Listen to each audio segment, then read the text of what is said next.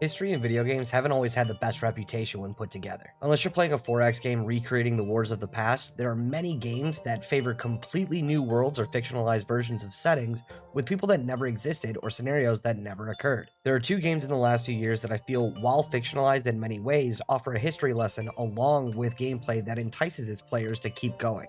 Ironically, both of them are samurai games based on Japanese historical events. Ghost of Tsushima and Rise of the Ronin are both history-based games on events in Japan's long historical timeline that are actually fun to play and not just a learning adventure like many games for kids. Ghost of Tsushima was the first of this more modern style, and its influence is definitely seen in Rise of the Ronin, Team Ninja's attempt at a very different time period, but some of the same vibe of Tsushima and other games that play like it.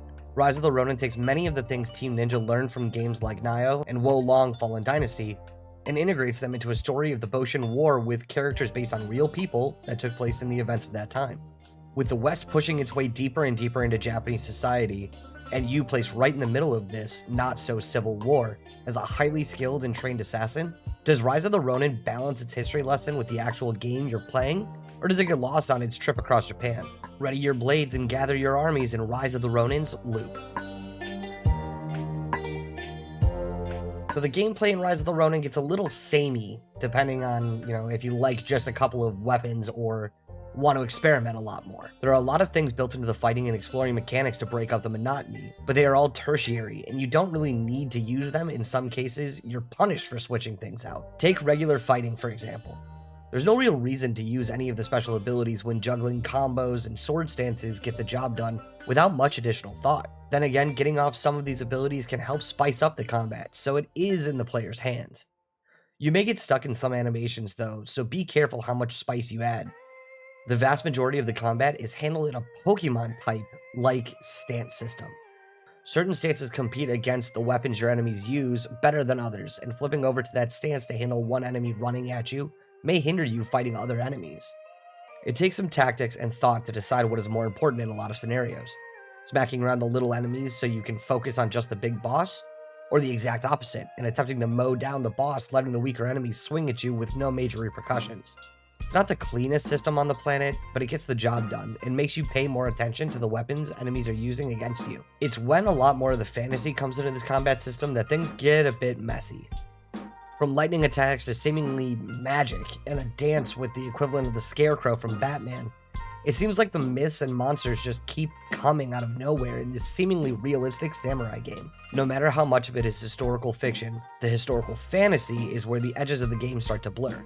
Many of the monsters and men you fight, no matter how fantastical they are, become easier to handle at range though. The amount of gruesome decapitating headshots you see when doing so are kinda crazy. Not every head is going to shoot 10 feet in the air when you get a good shot, but it feels great, and leads to a lot of desensitization, I'm realizing now. Come to think of it, many of the kills you get in this game end up with decapitation, no matter what weapons you're using. It loses its effect pretty early on in the game, and gives you that PS2 God of War feeling of blood and violence in games means absolutely nothing when everything is blood and violence. It's a choice, and some players may enjoy the almost isekai protagonist levels of overpowered it feels, though that will be smacked out of the player with many of the boss encounters. Judging by most of the game's fights, a lot of these encounters feel overtuned to me. They were fun, even with the losses in learning, but some of it just feels like there's no answer except to throw yourself at it over and over again, and hope to get a parry at the right time to do a major damage attack. Coming to grips with this is the first thing you will do in this game. Even in the intro, as the intro bosses alone were such a shift in playstyle compared to the rest of the game, that it took a while for my head to wrap around just how this game was supposed to work. This may be the game pulling from its Souls-like mechanics and just punishing controls at times, but all in it was worth it. Maybe I should give the Souls games a try after all, since I enjoyed my time here. The last couple points of gameplay that you deal with are the rewards and exploration. As far as rewards go, there is a whole lot of them, and that means a whole lot of nothing. I would much rather have had more limited rewards that actually matter or mean something than the overbearing number of things that you collect and can transform this way or that way to make them kind of mean something. But in most cases, it's better off just to sell them and be on the lookout for merchants to buy better gear. There are some sets that give great boosts to the character, but most of these come from story missions that hand them out in rewards tables instead of finding them or having random drops play into your favor. The rest of this section is about the exploration, and really there's not a whole lot to it. Find an enemy camp, kill them all, open up some new icons on the map. collect the things that the icons represent, move on with your life. Spoiler alert though, for those playing the game and wanting to learn and continue and grow with the story, the vast majority of these zones do not matter. The level cap is set to 50, and with only 100% collecting from the game in the first major zone, and almost skipping the other 2 zones entirely, I ended the game at 48 walking into the final boss. It's nice to have collectathons, but filling out time with pointless fetch quests doesn't mean a whole lot when the rewards don't matter in the first place. There are some standouts to this. The shooting ranges, both mounted and non, as well as finding photos and cats, all have their own set of reasons to do them. But even some of these get old rather fast. Most of the game is played over 3 major zones based around major cities in Japan. Each of these zones feels a bit different, but the traversal and exploration is pretty much the same in each zone. There are some oddballs to exploration though, and some of the walls and climbables feel just out of reach, while actually being invisible walls meant to stop you and to make you figure out a new path. This also gets really annoying at times when the design screams that you should be able to mount over certain walls or climb up on specific roofs, and the game just doesn't let the main character make those moves. As we hinted at in the last section, a lot of this game is based around 3 major cities in Japan, but those cities are not what their modern equivalents are by any means. You start the game in a hidden assassin village and learn of your background and upbringing as a veiled edge assassin, along with your blade twin. Both Protag Sama and their twin have led a hard life, and now it's about to get harder, with foreigners, citizens, and the government all clashing over the future of Japan and its people. You quickly move on to Yokohama and its surrounding lands, and this is where Act 1 takes place. You learn about the different political regimes in Yokohama, make friends and enemies that will follow you for a good deal, if not all of the game, and really learn about the beginnings of the Boshin War, the history around it, and many of the based on real people, characters, and events that took place during the time. This follows you all the way to the end of the game, and many real historical events being played out in front of you and as historical figures. No, really, many of the characters you meet are based on real figures from this time period, and many of the events that you take place in throughout the game are based on historical events of this war. Go look it up on Wikipedia if you don't believe me. We'll talk about a lot more of this in the story section, but following along with this and then checking in on the history yourself was probably my favorite way to experience this game. It's a period that I really didn't know much about going into the game, and was a great learning experience and history lesson while playing it through. Moving through this game, you eventually end up in Edo, also known in modern times after a name change as Tokyo. I wasn't even sure it really was supposed to be Tokyo until I found one of the smaller sections was named Shinjuku. It was interesting to see and think that the Tokyo today wasn't the big major capital that it is now. And if you know your Japanese history even a bit, you probably know where the next section of this game goes. Kyoto definitely feels more like a capital city overall, with its classic structures and setup. It's really a beautiful zone to play through and run around in. Much of this land doesn't exist in this way anymore, as urban sprawl has taken over many of these cities depicted in their earlier states. But it is interesting to see the care that the devs put in for these cities. I mean, I would hope so. It is a Japanese developer and publisher after all. This world, with all its history, does have some fictionalized elements. Supernatural speed and powers, size and strength, and even science fiction grade technology abound in this game. And the suspension of disbelief is as much in play here as the history books this time period appears in. As far as characters go in this game, there's a lot of different characters to talk about and choose from, and that's kind of where some things start to get a little messy. Much like I said so far, many events and characters in this game are based in history, and that being the case, there's no lack of source material to pull from. That may overall be a hindrance to this game, as there are new characters coming out of the woodwork, all the way until the last mission of the game, and even then it's hard to care for most of them. The way I'll break this down is into 3 major groups and 3 characters that I think have the biggest impact on the game and A-line story that the developer is trying to tell. First off is the protagonist, which gives the player the most opportunities to make their own way in this world of history. Many of the events that happen to the protag help to give you a shape of what they should feel the world around them has to offer, and that can be taken as a blessing or a curse. It all depends on your actions. Though it being a historical game, you're not changing the world too much. The protagonists and their blade twin are brought up in the top-secret Veiled Edge assassin village after seeing much death and destruction in their childhood at the hands of the shogunate, the ruling class of Japan during this time. You and your blade twin are trained to be the pinnacle of deadly arts and swordsmanship. You get to prove it over and over again. After a particular battle, the protagonists and their blade twin are separated, and you go out into the world to find them, believing them to still be alive. Not all is right in the world, and you and your twin are dragged into the turmoil brewing in Japan. Ryoma will probably be the only other character that I name here, and it's because of the character's prevalence no matter what you choose throughout the game. Seemingly meant to be the main character's companion, Ryoma works with you no matter your choices right up to the end of the game, and I'm not sure if the real Ryoma would have done the same, but it's a choice, and makes for one of the characters that I actually cared about through my time in the Boshin War. He wants what is best for his country, and isn't afraid to be a centrist with the protag to make Japan better.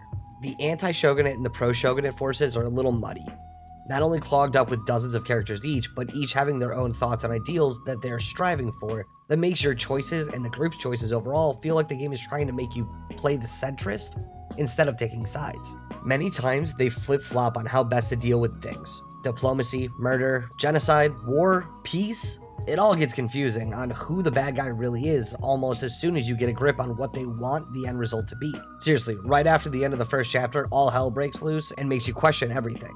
And that feeling of unease goes right into the last moments of the game. The last character group to get any attention is the foreign parties attempting to get their hands in the mix.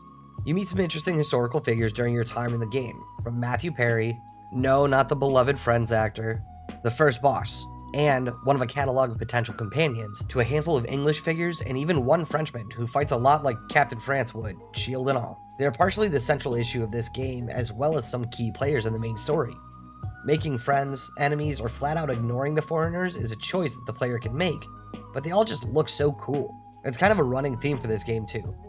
The stories and clothing and combat all just look great, but the characters, as historically significant as they are, need some additional help to clarify exactly what is going on at any given time. I'm not saying all of the images in this game look great, but we'll come back to that in the issues section. The story gets convoluted and just muddy the longer the time goes on in the overall playtime, and the characters lacking many real defining moments for most of them helps very little overall. The story of Rise of the Ronin seems more than a little convoluted, especially for something being based in history, but I think that might be kind of the point. It could also just be a mess of weaving history with fiction and fictionalizing history in whole. I'm going to try to run through this with as much clarity as I can muster with this story. From the jump, the story of the Veiled Edge and their personal history is revealed as trauma, horrible things brought on by the shogunate, and all of the power-hungry choices that they made and destroyed many lives and livelihood of people they ruled over. The Veiled Edge assassins that we follow watched as their home and families were destroyed by the shogunate, and were saved by the person that would become their master. With no one else and nothing to stay around for, they begin their training to become Veiled Edge Blade Twins. Raised together in the way of the Veiled Edge, and together considered unstoppable in their craft and ability. Moving through time to near the end of their training, they are sent on a mission by their master to assassinate Matthew Perry, the American captain pushing for foreign openness in Japan. While infiltrating his ship and moving to end Perry, the Blade Twins are ambushed by a pro-shogunate warrior that goes by the moniker the Blue Demon. Not to be confused with Zuko's alter ego from Avatar The Last Airbender, though their masks do bear some similarities. When the Blue Demon shows up, things go drastically wrong for your Blade Twin, and while they tell you to escape, they stay behind and fight to make sure that you can get off the ship, losing an arm in the process and being taken captive by the demon. After your escape, you return to the Veiled Edge, and they get attacked by pro-shogunate forces in retaliation. When all that is left is you and your master turns on you, as they know your intention is to leave the village and find your twin, though it is against their way. You fight your master and make your way out of the village and to the first stop on your journey, Yokohama, and the surrounding areas of this city. Being prevented from entering the city proper without a pass, you meet another Ronin looking for entry into the city, Ryoma, and begin your journey throughout the game with him and his connections to the rest of the supporting cast of this game. Making your way through your time in Yokohama, you start to learn about the troubles of both sides from the shogunate and Lord Yi, with their plans for control and development of Japan to the disciples of Master Shoin, a warrior and philosopher with a very conservative view on the government, foreign policy, and overall future for Japan. You take on missions for both sides of the war and learn that your Blade Twin is not only alive, but working with the foreigners. After a heated battle, they say you'll learn someday and escape off into the night again, leaving you looking for even more answers, but at least knowing that they are alive. The shogunate succeed in this part of the story. They have captured Master Shoin and have sentenced him to death. The anti-shogunate forces scramble to save their leader and blade master, but even after breaking into the prison to save him, he declines their offer, stating that this is something he must do and becomes a martyr for the cause, fueling the fires of the rest of the anti-shogunate. This point is where the tables start to turn as far as who may be on the right side. The shogunate have proven that they will kill and slaughter anyone for any reason to remain in control. While the anti-shogunate seemed more tame in the first act of the game, right up until Shoin dies. All hell breaks loose from that point, and the new leaders of the faction go on more or less a killing spree on their way to Edo. And it doesn't just stop when the war march is over. They continue to pull some crazy moves and big showy spectacles, getting both the shogunate and the foreigners caught up in their wake. It really starts to feel like the anti-shogunate lost their way, or the point that Shoin was trying to make during the events of the Edo Act, and kind of never really recovered from it. The options start to come up for you to turn against their ways, and that's where a lot of this game's choice system comes into play. You can go back and retry some of these missions, making different decisions, but I'm not sure that it changes the overall way the game plays out. During the events of Edo, you make more allies on both sides of the war and continue on your journey to find your blade twin. You end up running into them a few more times, each time with them sided with another one of your enemies overall. Nothing great comes of this, but the war continues to wage on beside you. As the anti-shogunates still feel like they are losing their way, Ryoma gives you another choice to leave them and see if the shogunate can help you both. It really felt like Ryoma was a double agent during a lot of the game, and that led me to a lot of distrust in him up until the end.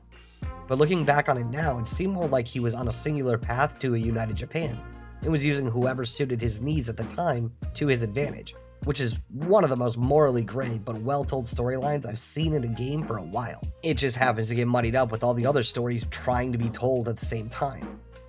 For instance, leaving the anti-shogunate and helping to form the Shinsengumi, a special task force controlled by the shogunate to hunt down and end the rebellion, while simultaneously bringing peace to the citizens under the shogunate rule. Going through this part of the story felt horrible. Marching in after your former colleagues one after the other and squashing the dreams they had, all the things they thought they were doing right for their home. Then you get to do the exact same thing to Shinsengumi later, and it just keeps flip-flopping back and forth throughout the game, all to lead to the true ending in Kyoto, where the shogunate folds to the foreign powers and Japan loses its isolationism. No matter what you do or how you fought, the end of the game is exactly how history wrote it the first time. The last thing you do, though, is tie up your own story as Japan is getting ready to fold and accept their fate. Your blade twin re-emerges and explains that they want everything to fall because your world fell when the shogunate and the people attacked your village as children. Why should anyone else be able to live and be happy when you could not? They implore you to help them burn the world, leading to the final battle, and possibly a chance of redemption for both of you as the world changes before your eyes. All in, I did have a good time trying to follow these storylines, and many of the characters felt fleshed out, but a lot of the back and forth threw me for a loop, and I never quite knew what the game was trying to say. If some are bad and some are good, if all are bad, or if war just brings out the worst in people, while also giving you a main plot thread to fight your way through. As many of you have probably noticed, I like to take a tangent on one of the major points of any game that I review and talk about the industry at large. This time around, and especially after my experience in this game, I want to talk a bit about open world games and their current meta presence in the games industry. Having an open world to show off the detail and options that you have in a game is fantastic. Finding side events by running by, getting exploration bonuses, and uncovering new areas and secrets as you progress through a game's zones is a lot of the charm and fun of games with open worlds. The problem comes in when it's just another collectathon with a short story. This game does not have a short story. As I've said a million times so far, it gets really messy the longer you go in, and the world being split into 3 arcs, all with their own giant zones to explore, gets really overwhelming really quick. I don't believe that every game on the planet needs to be a giant open world all of the time. This game could have taken place in just one of the act's large zones and dipped into other parts of the world on rails, like it tried to do in certain interlude sections as well as some of the missions.